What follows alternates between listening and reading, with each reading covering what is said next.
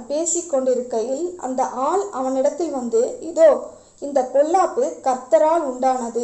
நான் இனி கர்த்தருக்காக காத்திருக்க வேண்டியது என்ன என்று ராஜா சொல்லுகிறார் என்றான். இந்த பொல்லாப்பு யாரால வந்ததுன்னு சொல்றான்? கர்த்தரால வந்தது. இந்த பஞ்சமும் பட்டினியும் பசி கொடுமையும் கர்த்தரால் வந்தது. இந்த பொல்லாப்பு கர்த்தரால் உண்டானது. நாம் இனி கர்த்தருக்காக காத்திருக்க வேண்டியது என்ன? இவ்வளோ 7 வருஷம் நம்ம கர்த்தருக்காக காத்திருந்தோம். இனியும் கர்த்தர் வந்து உதவி செய்வார்னு நீ நம்புறியா? கர்த்தருக்காக இனிமேல் நம்ம எதுக்கு காத்திருக்கணும்? சீரிய இராணுவத்தோடு போயிட்டு நம்ம சண்டை போடணும், இல்லாட்டி அவங்ககிட்ட போயிட்டு மண்டியிடணும். 2ல் எதுனா ஒன்று தான் நடக்கும் இல்லையா?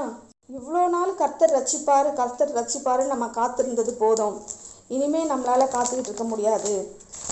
இனிமேல் கர்த்தர் ரட்சிப்பாரா நமக்கு தெரியல அப்படின்னு சொல்லி ராஜா கடைசியாக ஒரு முடிவுக்கு என்ன வந்துட்டான்? கர்த்தர் கையால் இனிமேல் நம்ம